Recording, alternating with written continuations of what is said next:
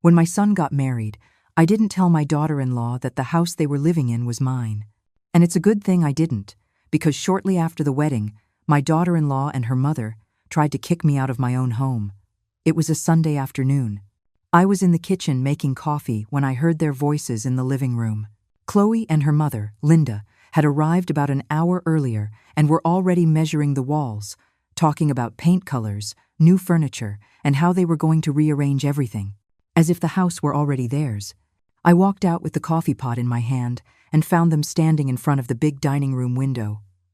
Chloe saw me and smiled, but it wasn't a kind smile. It was the smile people give you when they've already decided something about you without asking. "Eleanor," she said to me, and she didn't even use Mom or Mrs. Lopez like she had the first few months. Just Eleanor, as if we were friends the same age. "Mom and I were just thinking that this house is way too big for you all alone. And since Adrian and I live here now, it just makes more sense for you to look for a smaller apartment, something comfortable for one person, something more appropriate for your age." I just stood there, holding the coffee pot. I could feel the heat of the glass burning my palm a little, but I didn't let go. Linda, her mother, nodded as if she were agreeing with something very logical, very reasonable. "It's just that you'll be going up and down stairs here, Eleanor," Linda added, with that fake voice of concern. "At your age, that's dangerous. Besides, we need the space. Chloe and Adrian are going to have children soon. And you, well, you've already done your part as a mother. It's time for you to rest." Rest, as if resting meant disappearing. As if I were an inconvenience that had to be stashed somewhere else so they could live comfortably in what they believed was already theirs. I didn't say anything. I just set the coffee pot on the table, looked at them both, and went to my room. I closed the door slowly, sat on the edge of my bed, and took a deep breath. 1, 2, 3 times. That's what my friend Margaret taught me in the yoga group we go to on Tuesday and Thursday mornings. "When you feel something burning you up inside, breathe," she told me once. "Breathe and think before you act." And I breathed.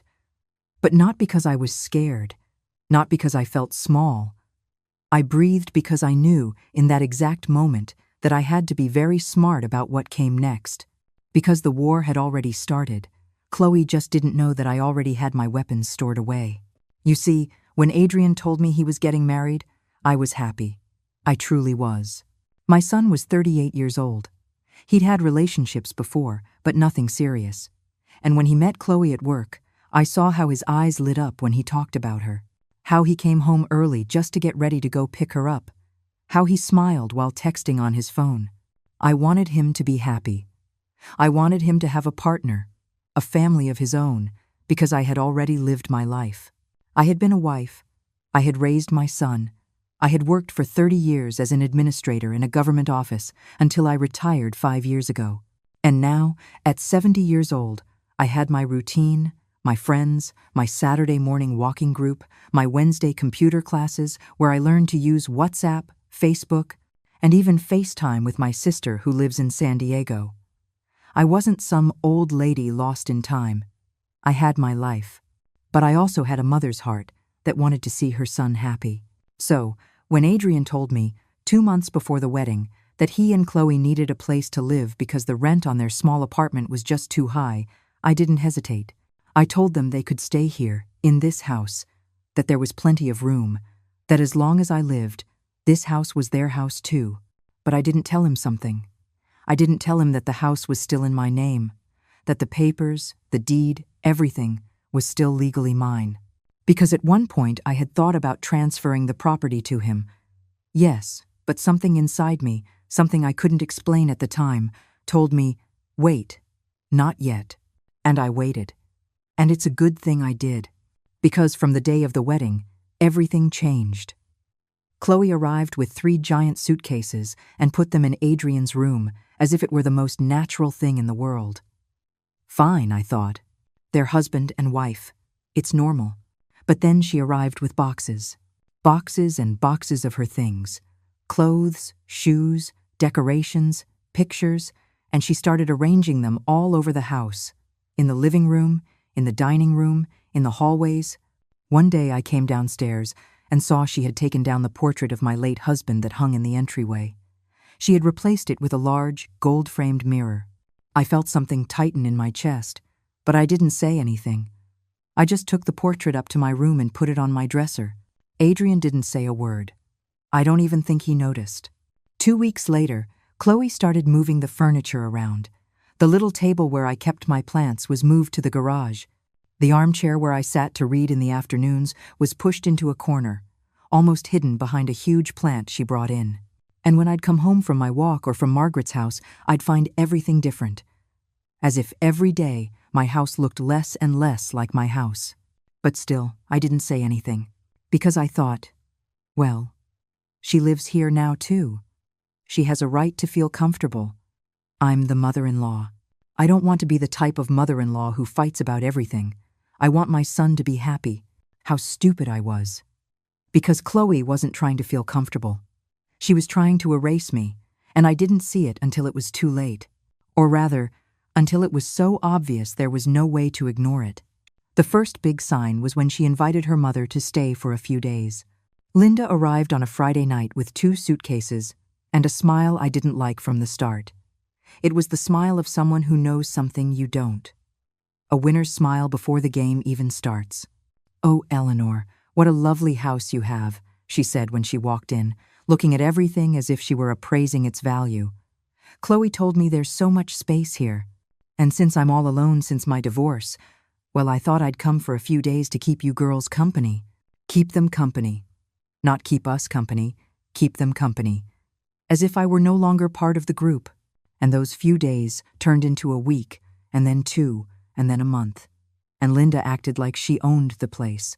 She'd get up late, leave her things scattered all over the living room, use my bathroom without asking, use my shampoo, my lotions, even my good towels that I saved for special guests. And Chloe said nothing. On the contrary, the 2 of them started making plans together. Plans about my house. It was during that second week with Linda in the house that I started to feel something was very wrong. It wasn't just the discomfort of having someone extra in my space. It was the way they looked at me. The way they talked when they thought I wasn't listening. One Tuesday morning, I had left early for my yoga class. Margaret picked me up at 7, like always, and we went together.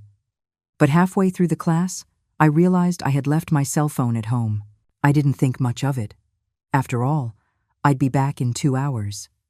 But that day, the instructor ended the class half an hour early because of a family emergency. So I got home at 9:30 instead of 10 o'clock. I opened the door quietly because I didn't want to make noise, and that's when I heard them. They were in the living room, Chloe and Linda. Their voices carried clearly from the dining room. "I'm telling you, it's the perfect time," Linda was saying. "She's already old. If you wait too long, it'll get harder.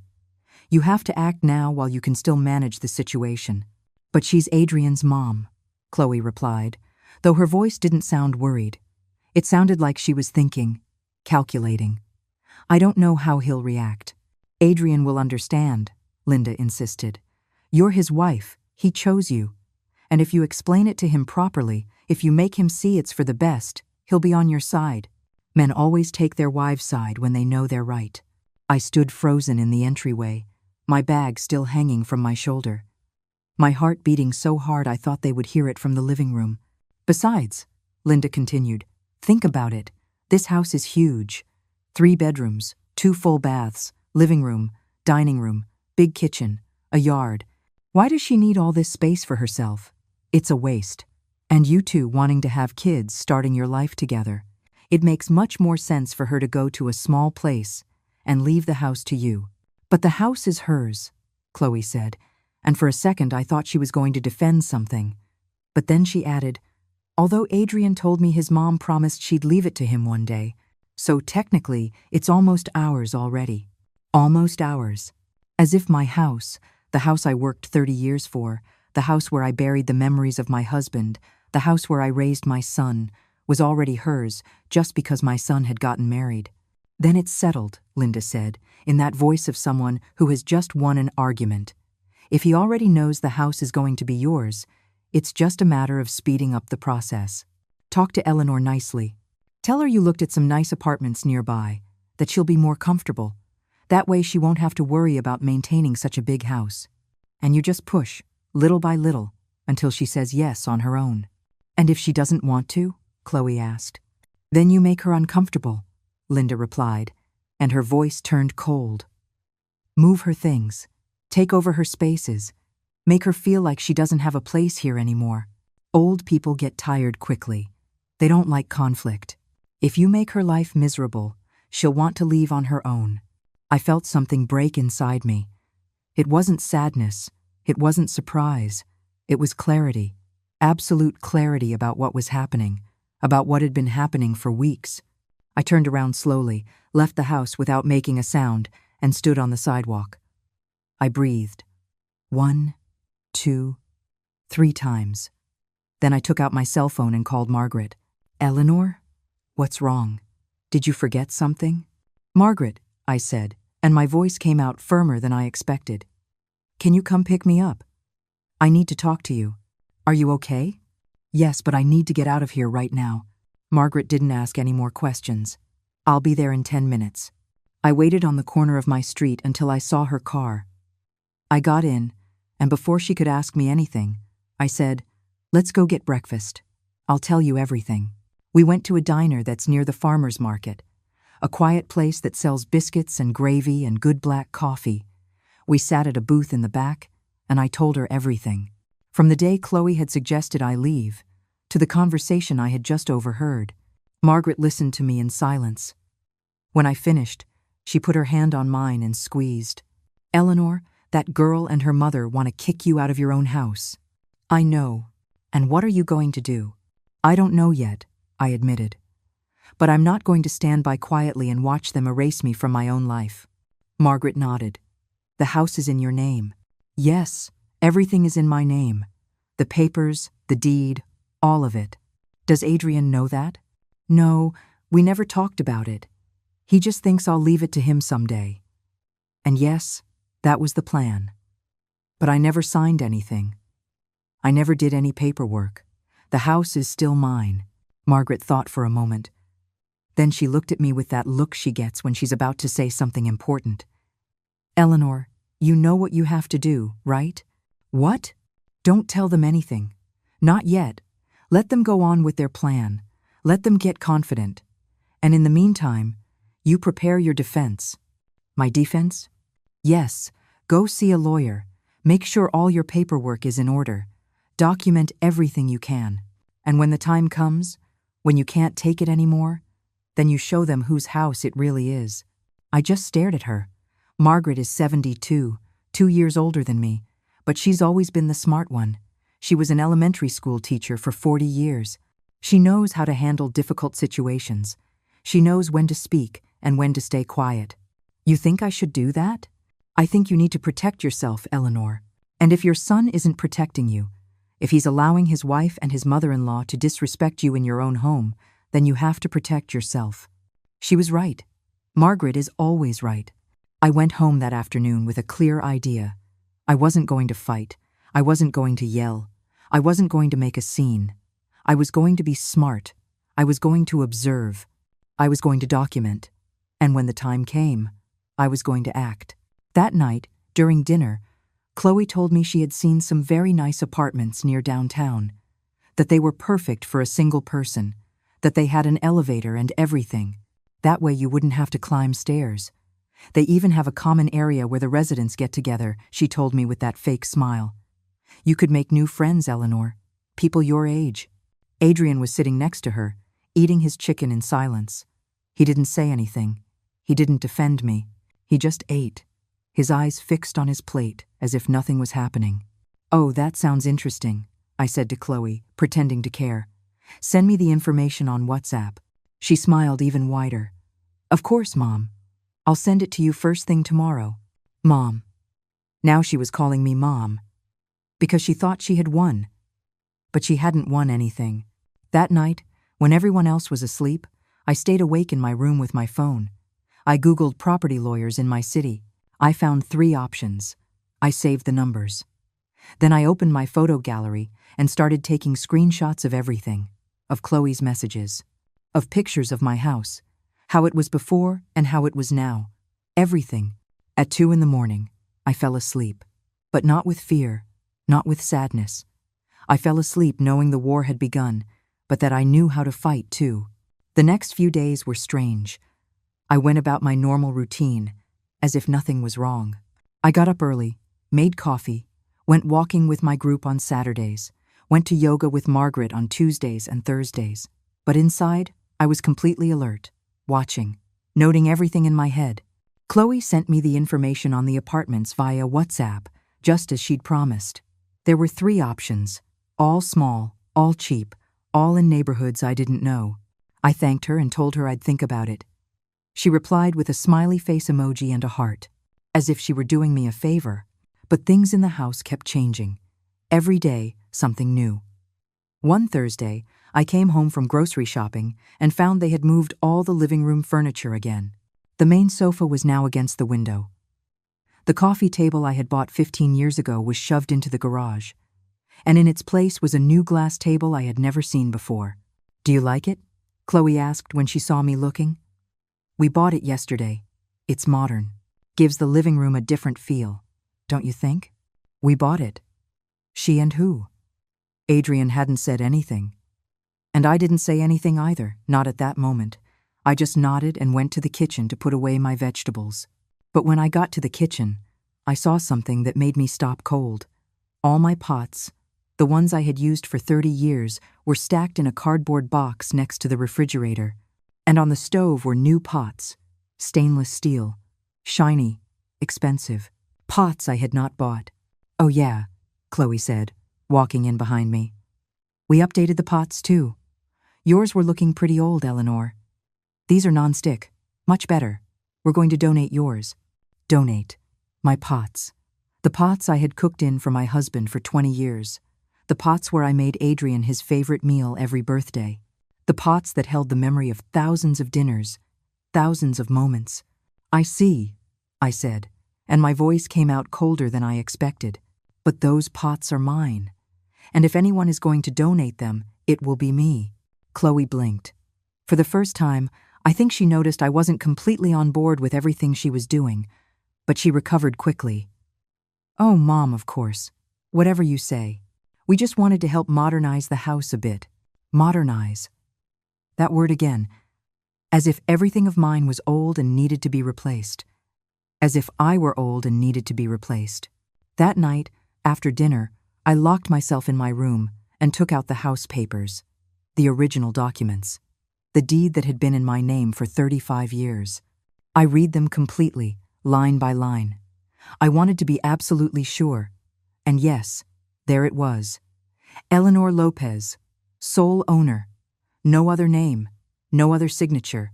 The next day, a Friday morning, I called the first lawyer on my list. A very polite receptionist answered. "Good morning. My name is Eleanor Lopez, and I need a consultation regarding a property matter." "Of course, ma'am. When would you like to come in? Do you have anything available this week?" "Let me check. Yes, we have an opening on Monday at 10 o'clock in the morning." "Perfect. I'll be there." I gave her my information and hung up. I felt a strange tightness in my chest. It wasn't fear, it was determination. For the first time in weeks, I felt like I was taking control of my own life. The weekend was quiet, but tense. Chloe and Linda spent it measuring the walls of the spare room next to mine. The room where I kept my things, my books, my winter clothes, some boxes with photos and memories. "This will be the baby's room," I heard Chloe say. "We'll paint it a light yellow and put a crib here, by the window." A baby. She wasn't even pregnant yet, and they were already planning to take over every corner of my house. They were already erasing me, room by room, space by space.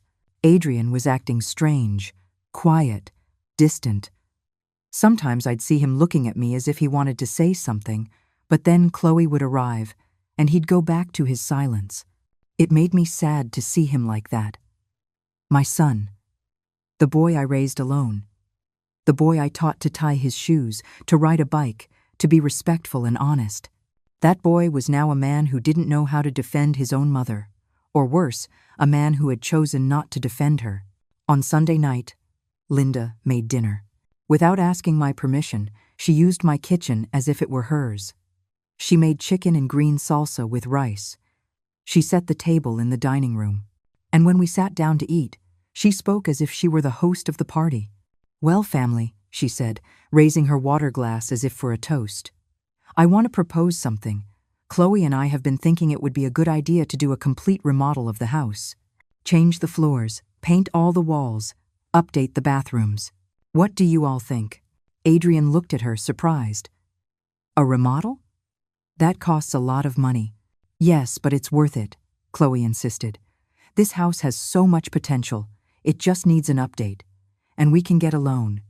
With your salary and mine, we can pay it off in 2 years. A loan. To remodel my house. The house that was still mine." "And what do you think, Mom?" Adrian asked, turning to look at me for the first time all dinner. They all looked at me. Chloe with that smile that no longer fooled me. Linda with a challenging look, waiting for me to say something so she could attack. And Adrian, my son, looking at me with exhaustion, as if my opinion were just a formality he had to get through. "I think," I said slowly, choosing each word with care, "that a remodel is a very big and very expensive undertaking, and that we should think it through very carefully before deciding." "But Mom," Adrian insisted, "if the house is going to be mine someday anyway, right? You told me so yourself. So it makes sense to invest in it now, so when I inherit it, it's already nice." There it was, the truth, coming out all on its own. Adrian believed the house was already practically his, that it was just a matter of time, and Chloe and Linda had used that belief to build their entire plan. "Yes, Adrian," I said, staying calm. "Someday this house might be yours. But that day hasn't come yet. And as long as that day hasn't come, the big decisions about this house are made by me." An uncomfortable silence fell. Chloe stopped smiling. Linda pressed her lips together, and Adrian looked at me, confused, as if I had just said something completely unexpected. "So you don't want us to remodel?" Chloe asked, and her voice was no longer sweet. It was sharp. "I didn't say that," I replied. "I said it's something we need to think about, calmly, without rushing." "But we live here," Linda cut in. And there it was, the real venom finally coming out. "We also have a right to an opinion about what the house we live in looks like." We, as if she lived here permanently too, as if she had any right to my home. "Of course you have a right to an opinion," I said, getting up from the table. "But I have the right to decide, because this house is mine." And I went to my room. I closed the door, and for the first time in weeks, I felt something like power, like control. Monday morning, I got dressed early. I put on my favorite pink blouse, the one Margaret gave me last year. I put on a little makeup. I fixed my hair, and at 9:30, I left the house without telling anyone where I was going. The lawyer's office was downtown, in a 4-story building. I took the elevator to the 3rd floor and knocked on the door that said Law Offices of Gregory Hayes, Civil and Family Law. A man in his 50s, with glasses and a kind smile, greeted me. "Mrs. Lopez, please come in. Have a seat. Tell me, how can I help you?" And there, sitting across from that desk full of books and folders, I told him everything. From the beginning, from the day Adrian got married to the dinner on Sunday. I showed him the papers for the house. I explained that I had never signed anything ceding the property, that everything was still in my name. Mr. Hayes listened to me intently, taking notes in a legal pad. "Mrs. Lopez," he said when I finished, "you have every legal right on your side. This house is yours, completely yours. And nobody, absolutely nobody, can force you to leave it or to sign over your property if you don't want to. Not even my son? Not even your son. You can leave the house to him in your will when you decide, or you can never leave it to him. That is your decision." I felt an enormous sense of relief, as if someone had finally told me I wasn't crazy, that I wasn't being selfish, that I had the right to defend what was mine. "So, what do you recommend I do?" I asked Mr. Hayes. He leaned back in his chair, folded his hands on his desk, and looked at me seriously. "First, I need you to understand something important, Mrs. Lopez. You are under no legal obligation to allow your daughter-in-law, her mother, or even your son to live on your property if you do not wish it. They are there because you allowed them to be, out of your own goodwill, not out of obligation. But Adrian is my son. I know.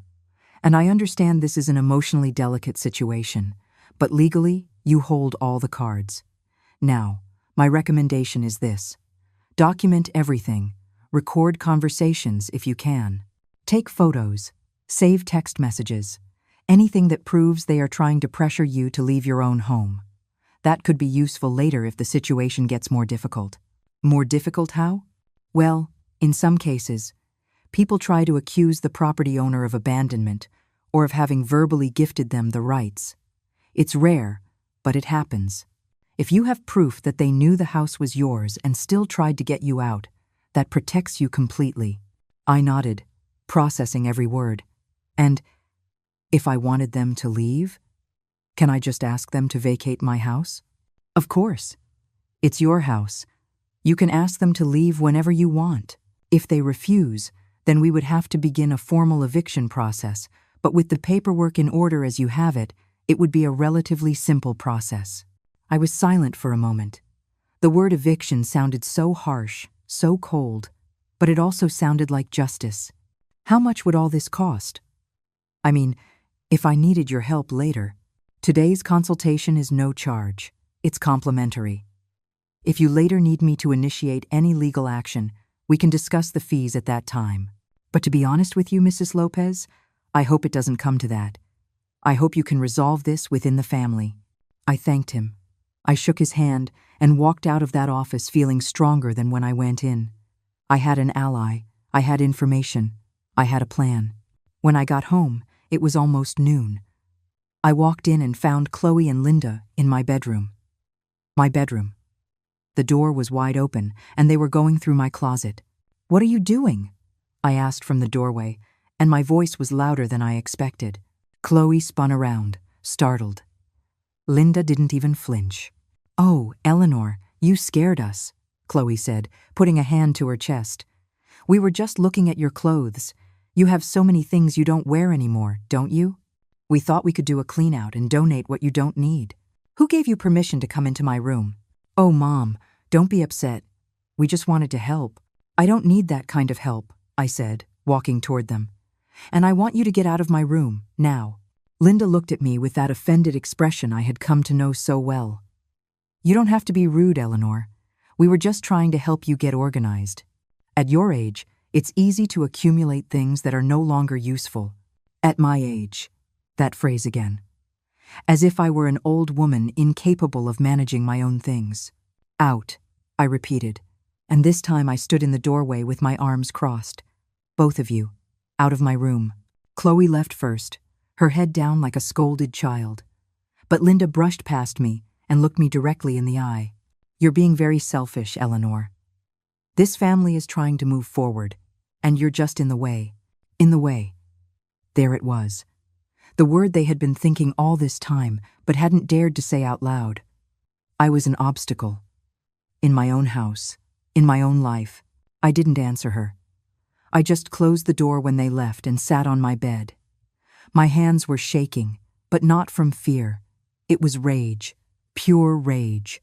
And something else. Something that had been growing inside me for weeks and that I could no longer ignore.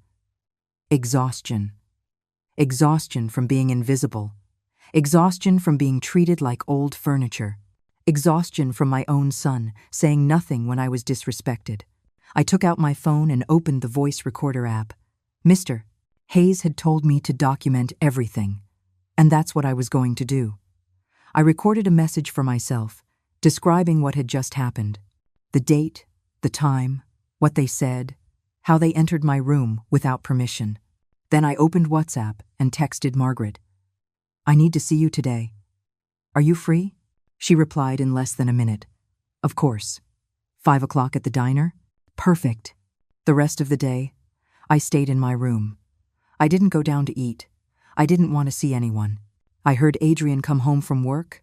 I heard voices in the living room, conversations I couldn't make out, and I didn't care. At 4:30, I got ready and left. No one asked me where I was going. They didn't even look up when I walked through the living room. Margaret was already at the diner when I arrived. She saw me walk in and knew immediately something had happened. What happened, Eleanor?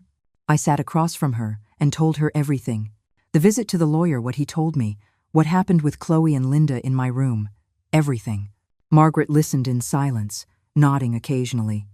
When I finished, she sighed deeply. Eleanor, you know what you have to do. What? You have to get them out of your house. Both of them. Chloe and her mother. But Chloe is married to Adrian. I don't care. That girl and her mother are disrespecting you in your own home. And your son is doing nothing to protect you. So you have to protect yourself. But if I kick Chloe out, Adrian will go with her. Maybe he will. Maybe he won't. But you know what, Eleanor?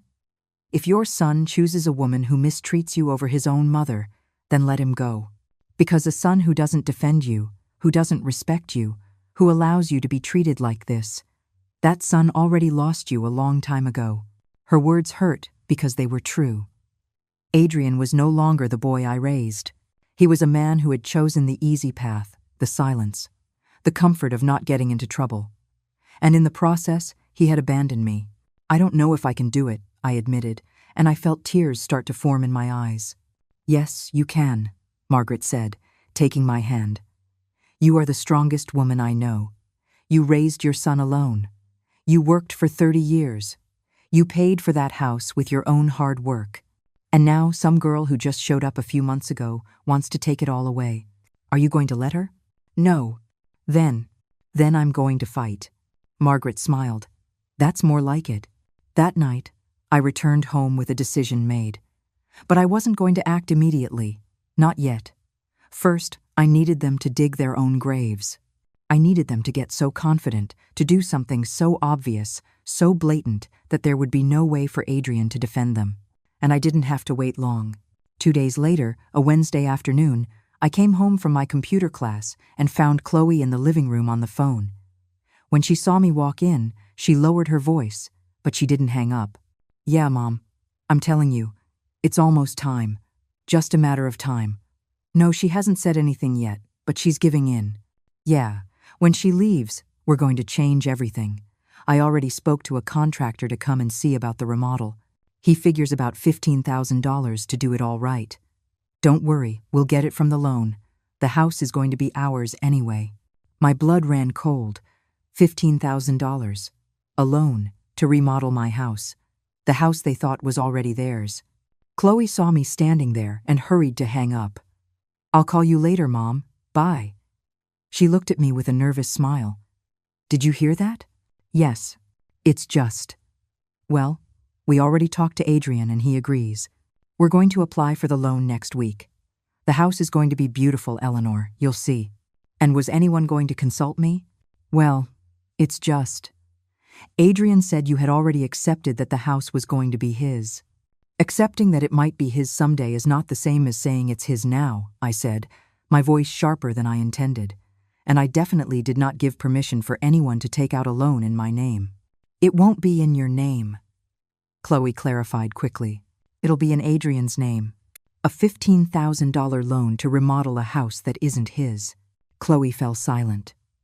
For the first time, I think she saw something in my eyes that scared her.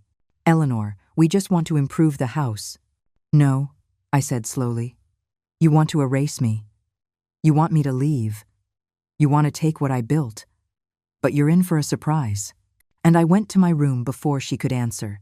That night, during dinner, Adrian brought it up. Mom, Chloe told me you were upset about the loan. I wasn't upset, Adrian. I was concerned.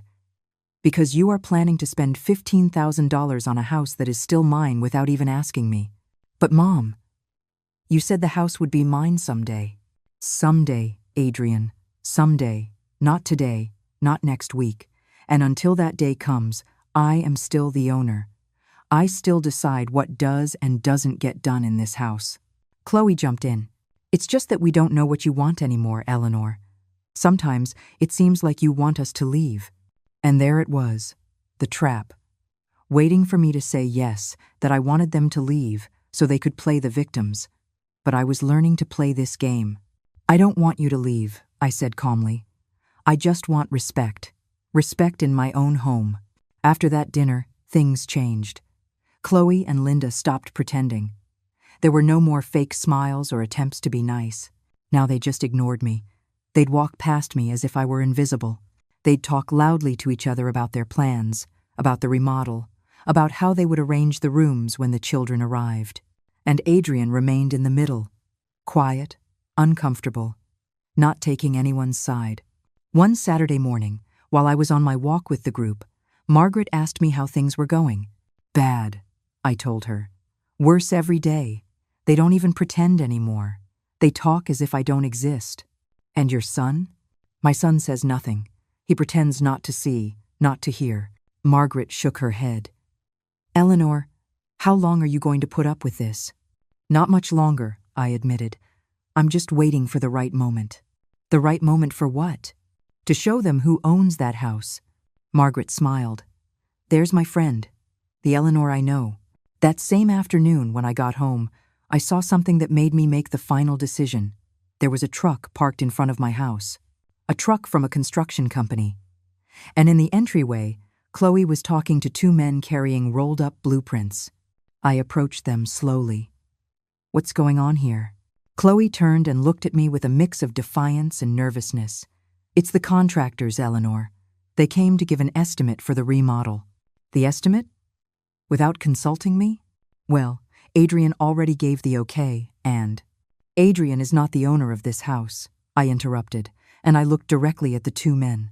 Gentlemen, I'm sorry you came all this way, but there will be no remodel.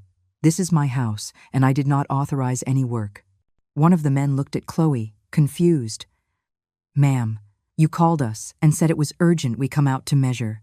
I called them, Chloe said, because I live here, and I have a right to improve my home. Your home? I repeated, and I felt the rage rise in my throat like fire. Your home, Chloe? Well, Adrian's home. It's the same thing. I turned back to the contractors. Gentlemen, this house is in my name. Eleanor Lopez. You can check the public record if you like. And I repeat, there is no work authorized here. So I'm asking you to please leave. The men looked at each other, uncomfortable. Then one of them nodded. Understood, ma'am. We're sorry for the misunderstanding. They left. And I stood there, in front of Chloe, my heart pounding so hard I thought it would explode. How dare you, I said. How dare you call contractors to my house without my permission? It's because you don't want to improve anything. Chloe shot back, and now her voice had no sweetness at all. It was pure venom.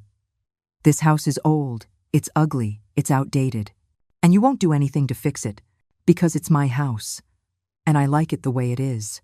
Well, we don't. We're going to live here, so we have a right to an opinion.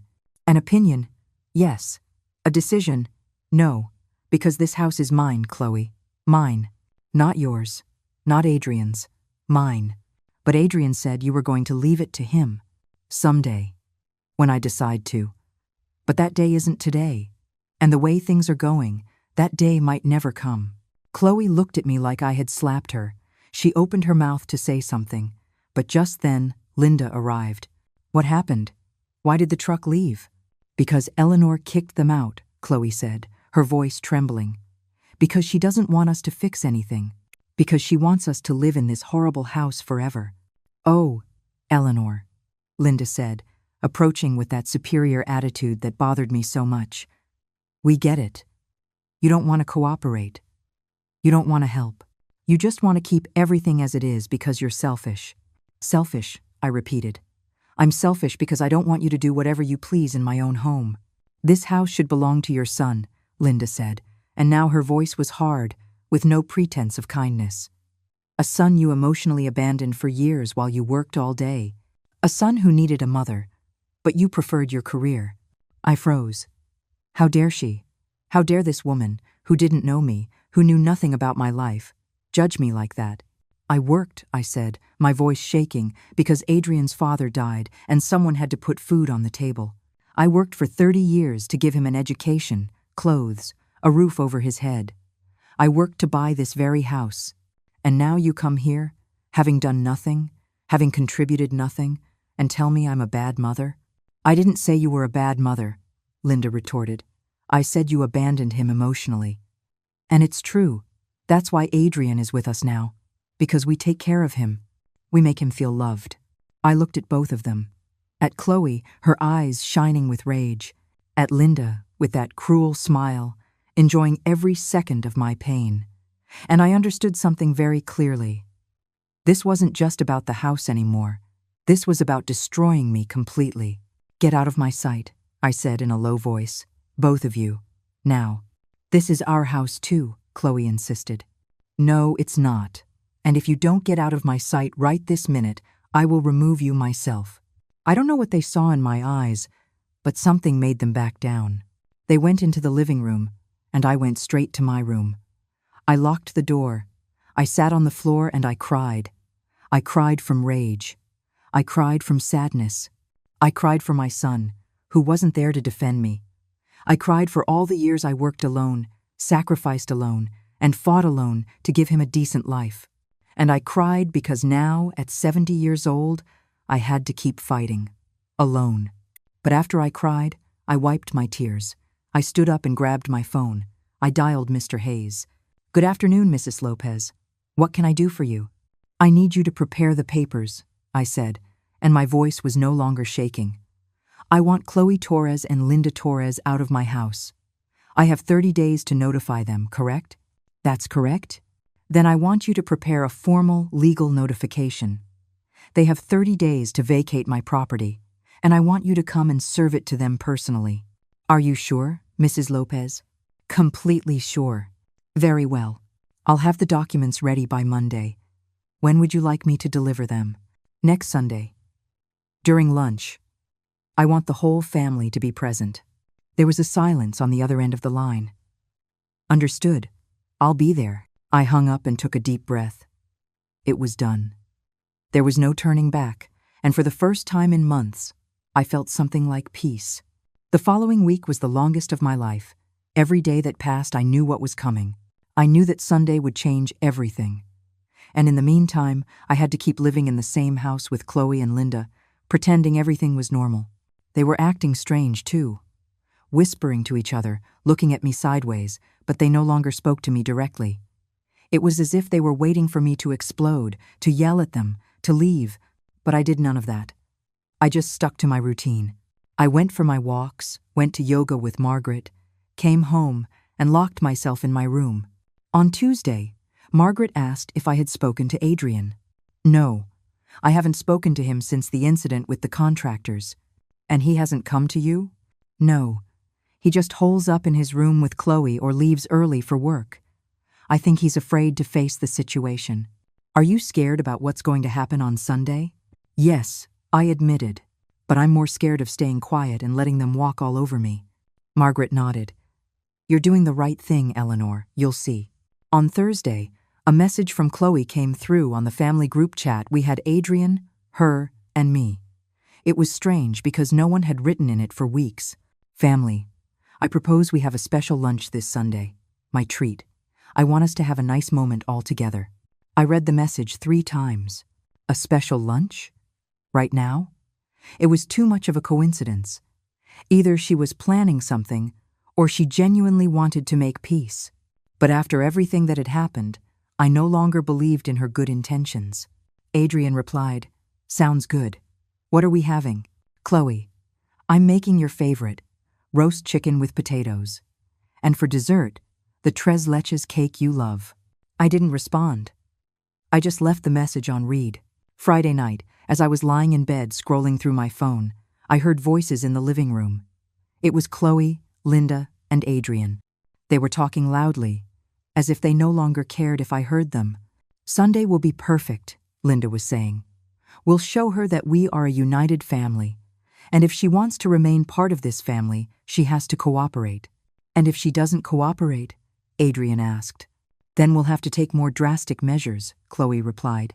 Adrian, you know your mom is getting old. She's stubborn, she's confused, maybe she needs professional help. Professional help? Were they implying I was crazy? Chloe, don't exaggerate, Adrian said, but his voice sounded weak, unconvinced. I'm not exaggerating.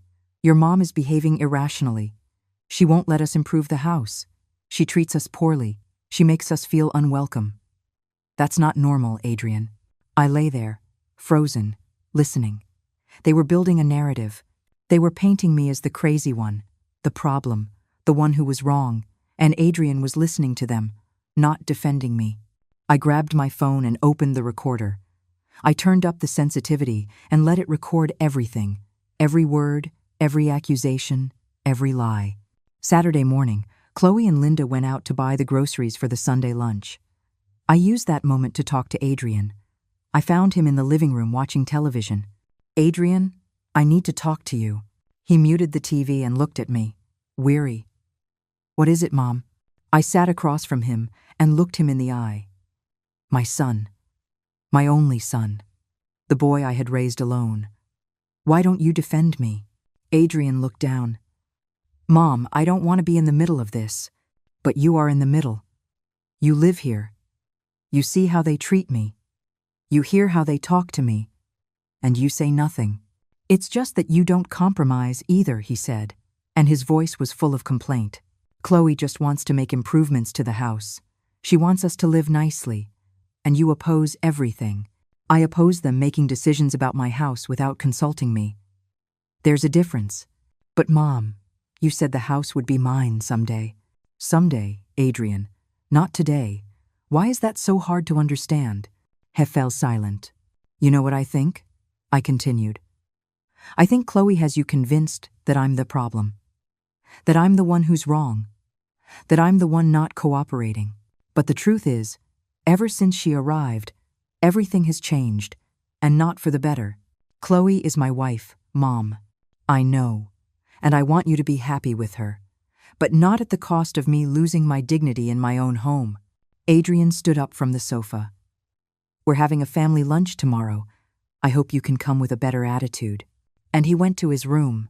I just sat there, alone in the living room, and I understood that my son had already chosen. Not me, them. Sunday arrived. I got up early, took a long shower, put on my favorite brown dress, the one my sister gave me. I did my makeup, fixed my hair, and put on my pearl earrings. I wanted to look good. I wanted to look strong. By noon, Chloe was already in the kitchen preparing the food. Linda was setting the table in the dining room, and Adrian was helping with the drinks. It looked like a normal family scene, but I knew none of it was normal. At 1 o'clock in the afternoon, everything was ready. The table was set. The chicken smelled delicious. The tres leches cake was in the fridge, and they were all seated, waiting for me to come down. I walked down the stairs slowly. The three of them looked at me as I entered the dining room. So glad you decided to join us, Eleanor, Linda said with that fake smile. Sit down, Mom, Adrian said, pointing to my usual chair. Saturday, Chloe served the chicken. Linda passed the potatoes. Adrian filled the glasses with iced tea, and for a few minutes, we ate in silence. Then Chloe cleared her throat. Well, family, I invited you to this lunch because I wanted to talk about something important. Here it came, whatever they had planned. As you know, Chloe continued, Adrian and I want to start our own family. We want to have children. We want to build our future. And for that, we need stability. I looked at Adrian. His eyes were fixed on his plate. That's why, Chloe went on, we've been thinking that the best thing would be for you, Eleanor, to find a place that's more suitable for you. A place where you'll be comfortable, where you won't have to worry about maintaining such a big house. There are some very nice senior living communities, places where you can make friends, have activities, be well cared for. Senior living communities, a nursing home. They wanted to put me in a nursing home. And what do you think about this, Adrian? I asked without looking at him. There was a long silence. Then I heard his voice, quiet, almost inaudible. I think it could be a good option, Mom, so you can be more relaxed. I felt something shatter inside me.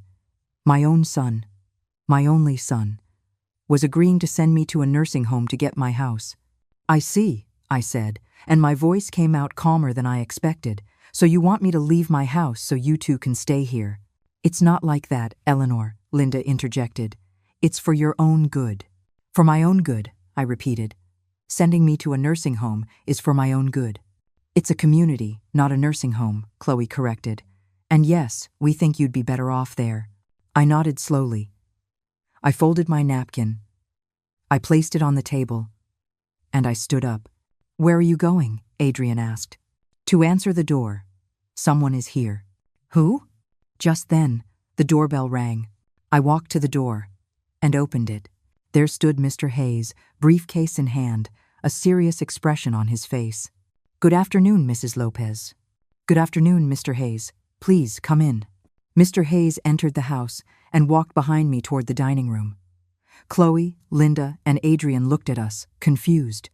The atmosphere changed instantly. There were no more smiles, just tension. Who is this? Chloe asked, standing up. Family, I said, my voice clear. I'd like to introduce Mr. Hugo Hayes. He is my lawyer. I saw the color drain from Chloe's face. Linda sat frozen in her chair, and Adrian stared at me, wide-eyed, processing what I had just said. Your lawyer? Adrian repeated. Why do you need a lawyer, Mom? To protect what's mine, I replied. Please, everyone sit down. Mr. Hayes has something to deliver to you. No one moved. Mr. Hayes opened his briefcase and took out 3 white envelopes. He placed them on the table. Good afternoon, he said in a professional tone.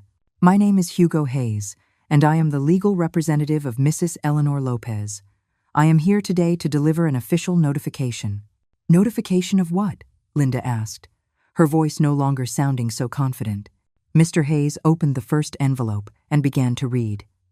By means of this letter, notice is hereby given to Mrs. Chloe Torres and Mrs. Linda Torres that they have a period of 30 calendar days, beginning today, to vacate the property located at— Wait, what? Chloe interrupted. Vacate? Allow me to finish, the lawyer continued. The property located at 847 Maple Drive, which is the sole and exclusive property of Mrs. Eleanor Lopez, according to Public Deed number 2456 of the Public Property Registry, Mrs. Lopez, in her right as the owner, has decided to revoke permission for the aforementioned individuals to reside in her home. She can't do that, Linda shouted, jumping up from her chair. My daughter is married to Adrian. This is their house. No, ma'am, Mr. Hayes replied calmly. This house is the property of Mrs. Eleanor Lopez. Your daughter and her husband have lived here by the owner's goodwill, but that goodwill can be revoked at any time. Chloe turned to me, her eyes filled with rage. How could you do this to us? We're your family. Family? I repeated, and I felt my voice break just a little. You wanted to send me to a nursing home to take my house. That's family? But the house was going to be Adrian's, Chloe insisted. Was going to be someday, when I decided. But you couldn't wait. You wanted to kick me out ahead of time. You wanted to erase me from my own life. Adrian was in shock, staring at the papers on the table as if he couldn't believe what was happening. Mom, are you really doing this? Yes, Adrian. I really am. What about me? Are you kicking me out too? I stared at him. My son. The boy I had raised. The man who had disappointed me. That's up to you, I said. Chloe and her mother have 30 days to leave. You can stay if you want, but if you decide to go with them, that is your decision. You can't separate me from my wife, Adrian yelled. I'm not separating you from anyone. I'm giving you a choice. Linda advanced on me, pointing her finger.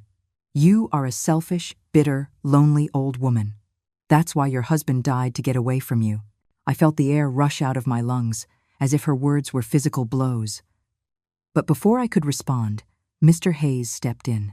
Ma'am, I strongly advise you to moderate your language. Any threat or verbal assault against my client can and will be used against you if this escalates to a legal proceeding. Legal proceeding? Chloe laughed, but it was a nervous, desperate sound. Eleanor, this is ridiculous. You're not going to take us to court. You don't have the money. You don't have the strength. You underestimate me, I replied. You have always underestimated me. You thought I was a foolish old woman who would let you do whatever you wanted. But you were wrong. Mr. Hayes handed them each an envelope. Here are your notifications. You have 30 days. I recommend you seek legal counsel if you wish, but I'll tell you right now that Mrs. Lopez's documentation is ironclad. This house is legally hers, and she has every right to decide who lives here. Chloe took the envelope with trembling hands. Linda threw hers on the table. This isn't over, Linda sneered. We're going to fight this. We'll prove you're incompetent, Eleanor. That you're not in your right mind. That you need a conservator. Try it, I said, and for the first time in months, I felt powerful. I am 70 years old, but my mind is perfectly clear. My medical exams are up to date. I have witnesses to how you've treated me. I have recordings of your conversations. I have everything I need to prove that you are the ones who are wrong, not me. Linda fell silent. Chloe burst into tears. Adrian, say something, she sobbed, grabbing my son's arm. Don't let your mom do this to us. Adrian looked at me. For the first time in months, he really looked me in the eyes. Mom, do you really want to do this? Do you really want to destroy this family? I'm not destroying it, Adrian. It was already destroyed. From the day you let your wife disrespect me, from the day you said nothing when her mother insulted me, from the day you agreed with the idea of sending me to a nursing home to get my house. I didn't want to send you to a home, Adrian said, but his voice was weak. But you didn't defend me when they suggested it either. You stayed quiet. And that, son, hurts more than any insult. Chloe let go of Adrian's arm and faced me directly. You know what? I'm leaving. I'm leaving this horrible house and this bitter old woman. But I'm taking your son with me. Because he loves me, not you. I stayed silent, waiting. Waiting for Adrian to say something. Waiting for him to defend me, even just this one last time. But he didn't. Adrian, Chloe said, let's go pack. We're leaving today. I'm not staying one more day in this house. Adrian looked at me one last time. I saw pain in his eyes. I saw confusion. I saw fear. But I didn't see courage. I didn't see the strength to do the right thing. I'm sorry, Mom, he said quietly. But she's my wife. I have to go with her. And there it was, the final decision. My son, choosing the woman who had mistreated me over his own mother. All right, I said, and I felt something inside me just close, like a door shutting for good. You're right, she's your wife, and you have to make your choices. Just remember that this was your decision too, not mine. Chloe, Linda, and Adrian went upstairs. I heard them moving through the rooms, dragging suitcases, opening drawers, speaking in low voices. Mr. Hayes put his hand on my shoulder. Are you all right, Mrs. Lopez? Yes, I lied. I'm fine. You did the right thing. Don't let them make you feel guilty. Thank you, Mr. Hayes. If you need anything at all, call me. Here is my card with my personal number. I took the card and put it in my pocket. The lawyer left.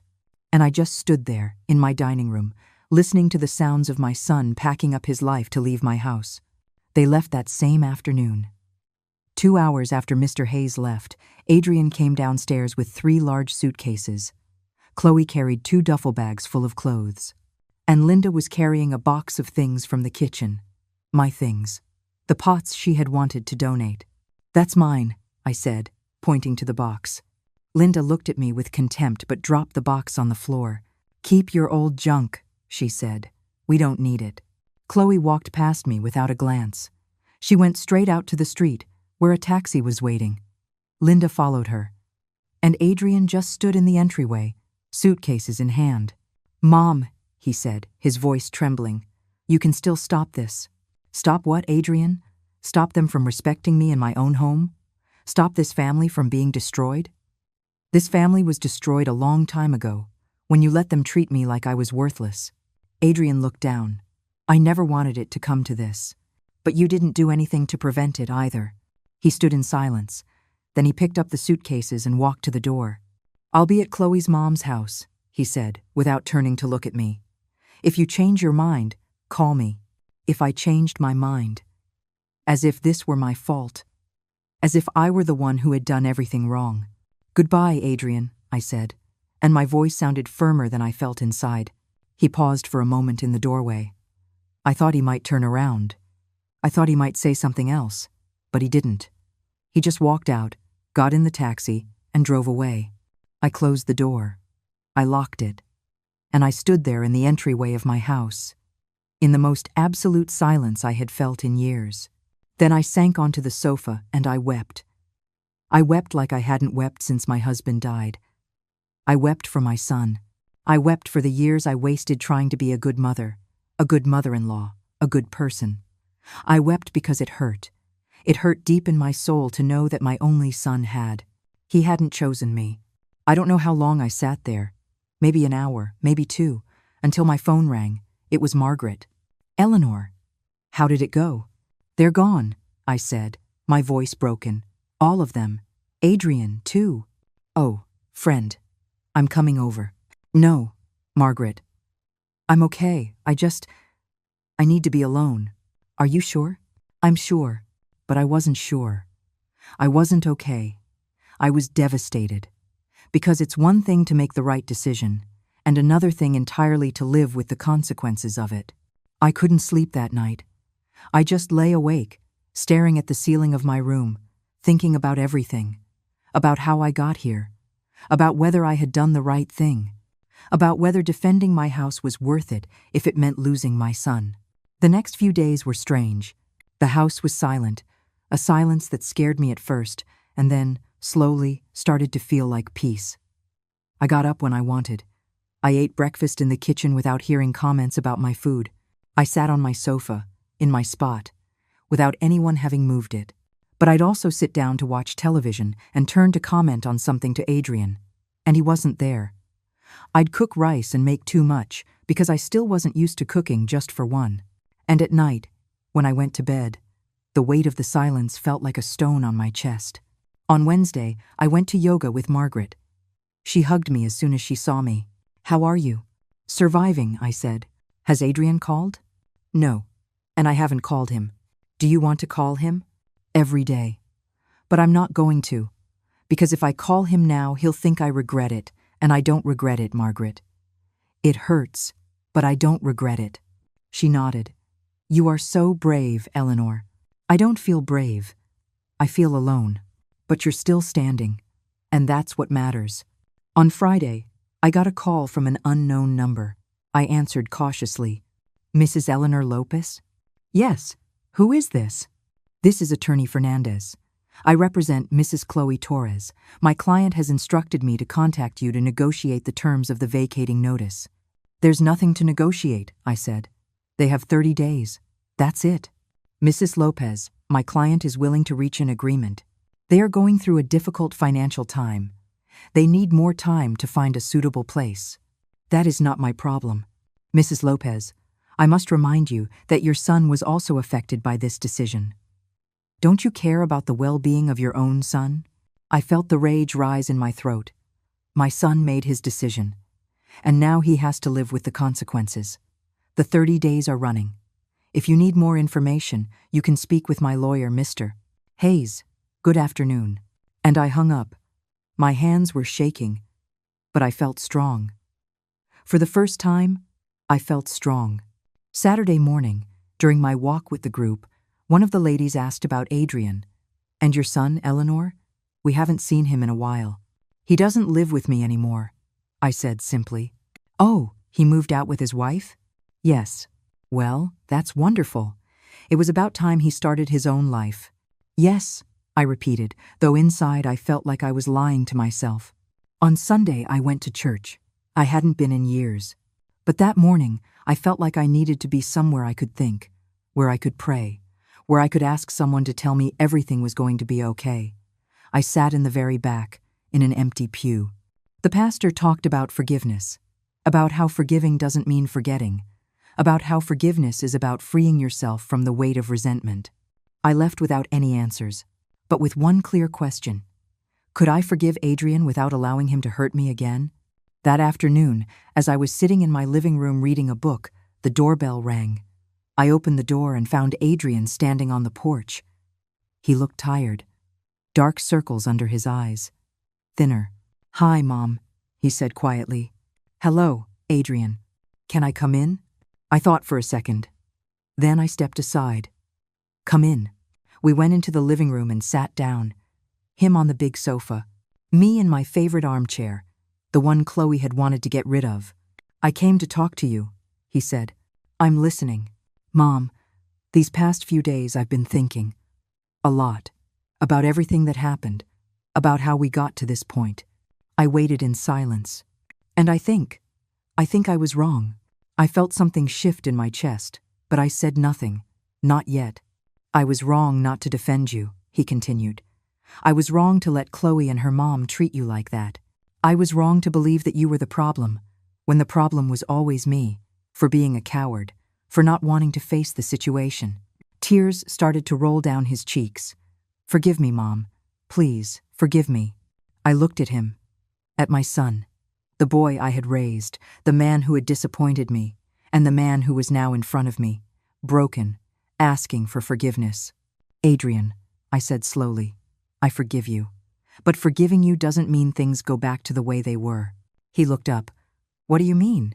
"I mean that if you want to come back and live here, there are conditions." "What conditions?" "Chloe and her mother never set foot in this house again. Ever. You can come back, but they cannot." Adrian was quiet. "And what if I want to stay with Chloe?" "That's your decision. But if you stay with her, you don't live here." "Mom, she's my wife." "I know. And you have to decide what's more important to you." Adrian just stared at me, his eyes full of tears. He opened his mouth to say something, then closed it. He got up from the sofa and walked to the window. "I can't believe you're making me choose," he said, his voice choked. "I'm not making you choose, Adrian. You already chose. Weeks ago, when you let them treat me like trash in my own house. Now I'm just telling you the consequences of that choice." He turned to face me. "And what if I told you I'm going to divorce Chloe? Would you?" He was silent. And in that silence, I found my answer. "Adrian, I don't want you to make decisions out of obligation. I don't want you to come back here just because you have nowhere else to go. I want you to come back because you truly understand what you did wrong. Because you truly want to change." "I do want to change, Mom." "Then do it. But do it for you. Not for me. Not for this house. For you." Adrian came over and knelt in front of me. He took my hands in his. "Mom, I swear I'm going to fix this. I'm going to talk to Chloe. I'm going to set boundaries. I'm going to—" "Adrian," I interrupted. "What you do or don't do with Chloe is your business. I've already made my decision, and my decision is to live in peace, with or without you." I said it.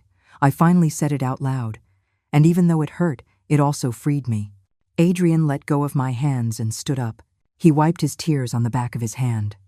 "So, this is how we're going to end? Separated?" "I don't know, son. That depends on you, on the decisions you make now, on whether you learn from this or if you continue to be the same man who allowed me to be humiliated." He just stood there, not knowing what else to say. Then he nodded slowly and walked to the door. "I'll call you," he said before he left. "Okay." And he left. Again. But this time was different. This time, I didn't feel like he was leaving for good. I felt like he was leaving to think, to grow, to decide what kind of man he wanted to be. The days kept passing. 1 week, 2 weeks, 3 weeks. Adrian called me every few days. Short conversations. Awkward at first, then a little more natural. "How are you, Mom?" "I'm fine, son." "And you?" "I'm getting by, looking for an apartment." "Alone?" Silence. "Yes, Mom. Alone."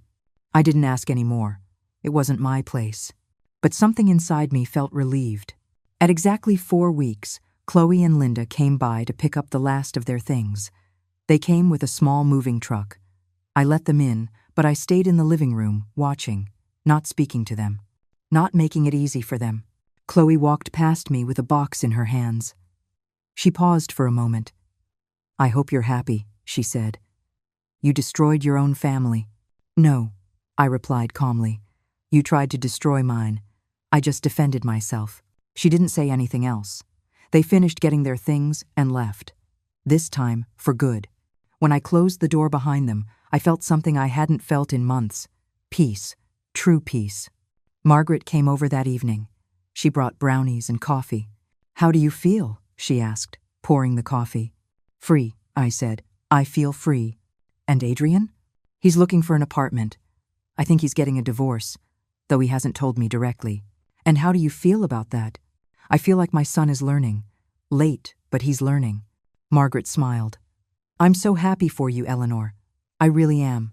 The weeks turned into months. I painted the house, not the colors Chloe wanted. The colors I had always wanted. A soft yellow for the living room. A light sage green for my bedroom. I put my pictures where I wanted them. I arranged my plants in every corner. And little by little, the house started to feel like mine again. Adrian came to visit one Saturday morning. He looked different, thinner, but also calmer, less tense. Hi, Mom. Hi, son. Come on in. We went to the kitchen. I poured him some coffee. We sat at the table. I got divorced, he said, just like that. How do you feel? Relieved, sad, confused, all at once. I nodded. Can I ask you something? He said. Of course. Are you ever going to really forgive me? I looked him in the eye. I already have, Adrian. But forgiving doesn't mean forgetting. It means it doesn't hurt as much anymore. It means I can look at you without feeling rage. But it also means I learned how to protect myself. And that's not going to change. I understand, he said, and I saw in his eyes that he really did. Did you find an apartment? Yeah. It's small, but it's good. It's close by. I was thinking. Maybe I could come visit more often. I'd like that. And that's how we started over. Not like before. Never like before. But we started. With respect, with boundaries, with truth. Today, 6 months after all of it, I get up early. I make my coffee. I sit in my living room, in my favorite armchair, with my house in silence, and I smile. Margaret and I still go to yoga on Tuesdays and Thursdays. The walking group still expects me on Saturdays, and on Sundays sometimes, Adrian comes for lunch. He brings dessert. I cook his favorite dish. And we talk about his work, about his new life, about his plans. We don't talk about Chloe. We don't talk about what happened. We don't need to anymore. Last week, my sister from San Diego came to visit. We took pictures in the living room with the house full of light and flowers. I uploaded the photos to Facebook, and I felt proud. Proud of my house. Proud of my life. Proud that I stood up for myself. This morning, while I was drinking coffee on the patio, I thought about the long road I'd traveled, about how I was on the verge of losing everything. My house, my dignity, my peace. But I didn't lose it, because I learned something fundamental, that sometimes defending what is yours means being willing to end up alone. It means being brave when everyone expects you to be weak. It means saying no when your whole life you've said yes. And even though it hurt, even though there were nights of tears and days of loneliness, even though I had to confront my own son, it was worth it. Because now, when I wake up every morning in my house, in my bed, in my space, I feel something I haven't felt in years. I feel like I am the owner of my life. Not just my house, my entire life. And that, after 70 years, after raising a son alone, after working for 30 years, after putting up with everything I put up with, that is the most valuable thing I have. Yesterday, Margaret asked me if I missed having someone living with me. Sometimes, I told her honestly, but I would rather be alone and at peace than accompanied and destroyed. She nodded. Because she understands, too. Because we are both women who learned that being alone is not the same as being empty. That being alone can sometimes be the most profound way of being whole. This afternoon I'm going to the salon. I'm going to get my hair cut. A little shorter than before, more modern. And then Margaret and I are going to walk in the new park that opened nearby. And tonight, when I get back to my house, I'm going to lock the door. I'm going to make my chamomile tea. I'm going to sit in my living room, and I'm going to take a deep breath, and I'm going to smile. Because finally, after so many years of taking care of everyone, sacrificing for everyone, living for everyone, I'm finally the one who decides. I decide who I let into my house. I decide who I let into my life. I decide how I want to live my years. And that freedom, that peace, that power over my own existence. Nobody can take that away from me, ever again.